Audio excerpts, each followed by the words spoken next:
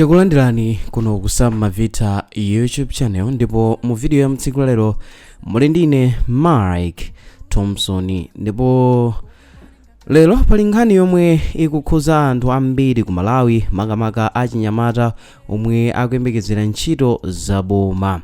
So nkhani yonse ndiyoti boma latulutsa lamulo latsopano lomwe layimisa kulemba anthu ntchito m'mabungwe a boma, amene ndikuphatikizapo maulendo ambiri akunja ayimisidwa, kugula magalimoto atsopano kwaletsedwa, mafuta anduna ndi akuluakulu achepesedwa ndi 30%. Koma funso lalikulu ndili, kodi izi zikutanthauza chiyani kwa anthu aku Malawi?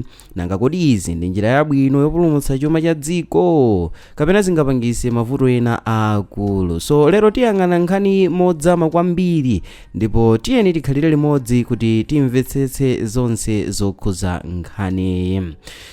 Pa 27 February 2026, Secretary to the Treasury Cliff Chiunda anatulutsa kalata yofunika kwambiri, ndipo kalata imeneyi inanena kuti zifukwa zomwe zinapangisa boma kuyambira njira zochepesera ndalama pa mid-year budget review zidakalipobe kufikira pano, ndipo afotokoza kuti chifukwa chake boma likufuna kulimbikitsa kuchepesa kugwiritsa ntchito ndalama. Mwa zinthu zomwe zalengezedwa ndi idzi: afotokoza kuti choyamba, kulemba anthu ntchito kwasiya kupatulapo ntchito zofunika kwambiri monga zaumoyo, zachitetezo, ntchito zina zofunikanso kwambiri. Ndipo chinthu chachiwiri chimene chili mukalatayi akufotokoza kuti kukweza maudindo ena kuzafunika kuvomerezedwa ndi Treasury. Ndipo chinthu chachitatu afotokoza kuti maulendo akunja achepesedwa kwambiri, ndipo ngakhale maulendo othandizidwa ndi dona kapena maulendo amene apangidwa ndi anthu ena othandizira ayenera kuvomerezedwa ndi Chief Secretary. Ndipo kuphatikizapo palibe allowance yowonjezera kuchoka kuboma, maulendo onse ayenera kukhala economy class. So zina zimene zalesedwa ndizonena kuti lamulo limeneli silikungokhuza ntchito zokha, palinso zinthu zina zofunika zomwe zalesedwa. Mwachisanzo, boma lanena kuti palibe kugula magalimoto atsopano, ndipo izi zotanthauza kuti mabungwe a boma ayenera kupitirira kugwiritsa ntchito magalimoto omwe alipo kale. Kuphatikizapo kugula katundu wa mtengo wapatali kwaletsedwa, ndipo china chachikulu kwambiri ndi ichi: mafuta anduna ndi akuluakulu a boma achepesedwa ndi 30%. Izi zikutanthauza kuti kugwiritsa ntchito magalimoto a boma kudzakhala kochepa. Tiyeni tione funso lalikulu limene anthu akuzifunsa kuti kodi chifukwa chani boma lachita zimenezi? Nthawi zambiri maboma amatenga njira ngati zimenezi pamene chuma cha dziko chikukumana ndi mavuto. So mavuto amenewa angakhale kusowa kwa ndalama za boma, ngongole za dziko, kukwera kwa mitengo ya zinthu. So pamene zimenezi zikuchitika, boma limayamba njira zotchedwa austerity measures. So izi zikutanthauza kuti kuchepesa ndalama zomwe boma limagwiritsa ntchito, cholinga chake ndi kusunga ndalama za dziko. Ndi njira zimenezi zikhalenso zikukhudza anthu. So tsopano tiyeni tione mmene zimenezi zingakhudzira anthu. So choyamba, achinyamata ambiri akhoza kuvutika kupeza ntchito za boma chifukwa kulemba ntchito kwasiya. So chachiwiri nchonena kuti mabungwe ena a boma angakhale ndi antchito ochepa, zomwe zipangise kuti ntchito zina ziziyenda mwapang'ono-pang'ono. Ndipo chinthu chachitatu, maulendo akunja angakhale ochepa kwambiri. So izi zingakhuze anthu omwe amapita kunja kukachita misonkhano, maphunziro, ntchito zina za boma, ndipo zikhale zikupanga affect magawo ochuluka. So maganizo a anthu ambiri ku Malawi ali ndi maganizo osiyanasiyana pa nkhani, ndipo ena akuti iyi ndi njira yabwino chifukwa boma liyenera kuchepesa kugwiritsa ntchito ndalama mosayenera. So koma ena akumati izi zipangisa kusowa kwa ntchito kwa achinyamata, ndipo zingapangisenso kuti ntchito zina za boma kuyenda kwake kukhale mwapang'ono-pang'ono. So choncho nkhani ili ndi mbali ziwiri. Mwina malangizo amene anthu angakhale akupereka kupita kwa achinyamata ndiona kuti kwa achinyamata ambiri omwe akudikirira ntchito za boma, nkhani ikhoza kukhala yovuta kwambiri. So koma izizi zikhoza kukhala mwayi oganiziranso njira zina monga kuyamba mabizinesi, kuphunzira zaluso, ntchito za pa intaneti, ntchito za private sector. So nkhani yake kuti dziko likusintha ndipo kukhala ndi luso losiyanasiyana nkofunika kwambiri, chifukwa nkhani imeneyi imene boma latulusa ndi nkhani yokhuza kapena yochita affect kwambiri achinyamata amene adatuluka ma university, amene adalemba mayeso awo aku schools awo kachenjede ali ndi mapepala awo, ma degree, ma diploma, ma PhDs, ma doctorate online. So ndizi ndizona kuti mene boma lateremu ndi kuti chiwerengero cha anthu omwe akhala kulembera ntchito chikhala chochepa. So muone ma sector amene atchulidwa amene ndi mbali zoti sizingasekedwe mwa njira ina yonse, foti kumafunikira kwambiri ndi nkhani ya zaumoyo, zachitetezo, zimene mwina kumene kukhale ngati kuli khomo loti silinasekedweretu. Komano ma sector enawa ndeti kumene kukhala kuvutirapo kuti azikhala kulemba ntchito anthu omwe pafupi, chifukwa chona zoti njira zochepesera ndalamazi zachita affect kwambiri magawo ena amene amaoneka kuti ndofunikira of course, koma osati ofunikira kuposa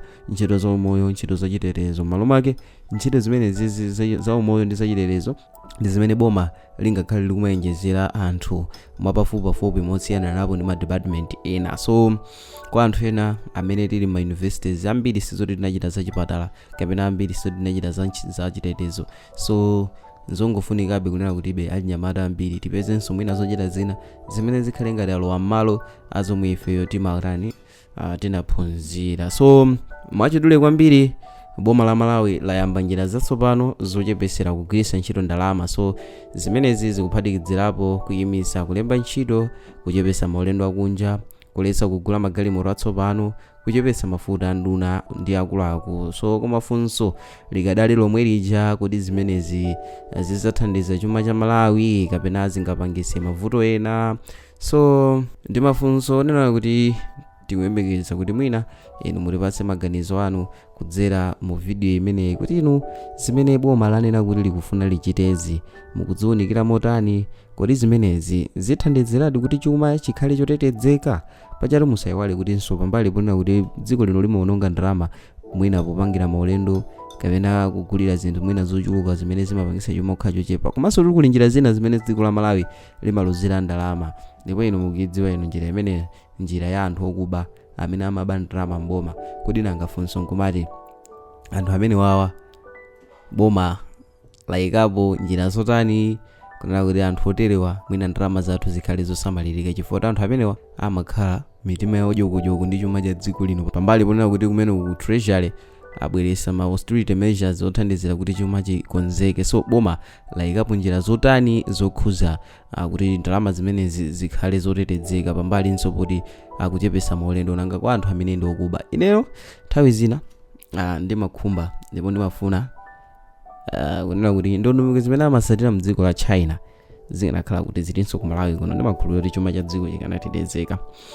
Ku dziko la China iwo anthu oti apezeka ndi milandu ndithu maumbo nonse alipo kuti akulu awawa anaba ndalama za boma, awawa anasowesa katundu wa boma, kapena awawa akukhuzidwa ndi milandu ina yake imene ndi yosowesa katundu wa boma.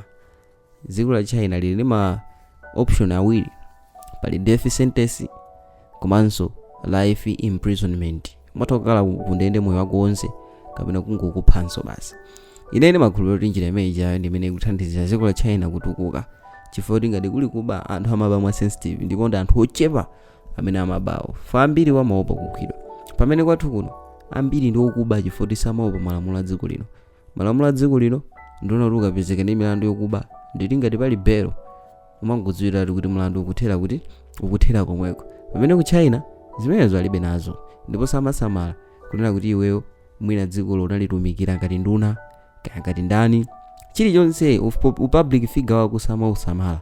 Chimene wamatsatira ndi lamulo ngati linachitidwa pass ku parliament alibe nthawi yotinso zimene zija zikhale zisakugwira ntchito, koma zigwire ntchito zimene unachita iweyo zikutsatire. So mwina ngati dziko tinakatsekuka maso tikonzenso malamulo athu ndi ma punishment amene amakhalapo kwa anthu okuba ndalama za boma. Timayeneka tikonze mwina zikanathandiziranso kuti mwina mwaka anthu akali ndi mantha pamomwe malamulo mwina akhwimira pa nkhani zokhuza kuba ndalama za boma. So kudzera mu comment section ndimafuna nditadziwa ndemanga zanu, ndipo timve maganizo anu kuti inu mukulipo bwanji pa ndondomeko zimene boma latulusa kunena kuti akhale akupanga kutsatira kuti ino ndalama zikhale zotetezeka. So tiudzeni maganizo anu mu comment section. Komano musaiwale kuchita like, subscribe komanso share. So mu video ya mtsiku lero umudali ndine wa nthawi zonse Mike Thompson. Bye.